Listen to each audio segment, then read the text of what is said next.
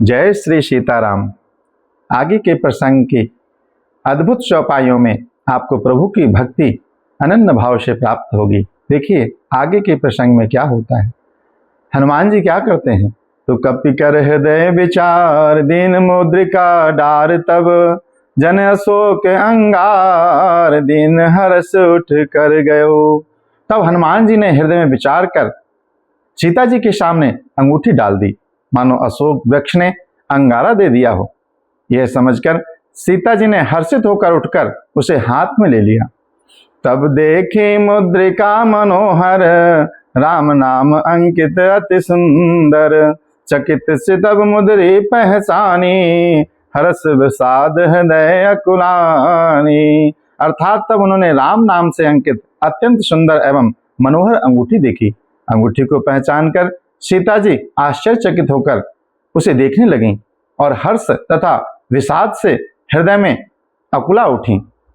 तो जीत को सके अजय रघुराई माया ते अस रच नहीं जाए सीता मन विचार कर नाना मधुर बचन बोल्यो हनुमाना। वे सोचती हैं कि श्री रघुनाथ जी तो सर्वथा अजय हैं, उन्हें कौन जीत सकता है और माया से ऐसी दिव्य अंगूठी बनाई नहीं जा सकती। सीता जी मन में अनेक प्रकार के विचार कर रही थीं। उसी समय हनुमान जी मधुर वचन में कहते हैं, तो रामचंद्र गुण बर नहीं लागा सुनते ही सीता कर दुख भागा लागी सुने श्रवण मन लाई आद्यो ते सब कथा सुनाई। वे श्री रामचंद्र जी के गुणों का वर्णन करने लगे, जिनके सुनते ही सीता जी का दुख भाग गया। वे कान और मन लगाकर उन्हें सुनने लगी। हनुमान जी ने आदि से लेकर सारी कथा कह सुनाई। शब नामृत जही कथा सुहाई कही सो प्रगट होत किन भाई। तब हनुमंत निकट चल गयो फिर बैठी मन विस्मय भयो। अर्थात सीता जी कहती हैं, जिसने कानों के लिए अमृत रूप यह सुंदर कथा कही वह हे भाई प्रकट क्यों नहीं होता। तब हनुमान जी पास चले गए।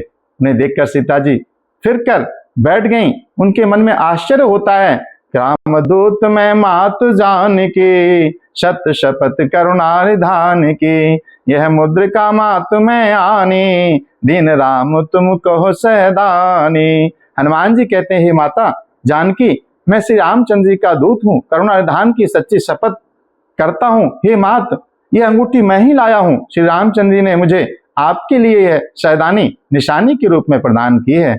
नर बानर ही संग कहीं कैसे कही कथा वही संगत जैसे। सीता जी ने पूछा, नर और बानर का संग कहो कैसे हुआ। तब हनुमान जी ने जैसे संग हुआ था वह सब कथा माता को सुना दी। हनुमान जी के मुख से प्रभु की कथा और मुद्रिका पाकर माता सीता को विश्वास हो गया कि उनके आराध्य ने उनकी सुध ली है। अगर आपको ये प्रसंग अच्छा लगा तो आप प्रेम से बोलिए जय श्री सीताराम, जय श्री सीताराम।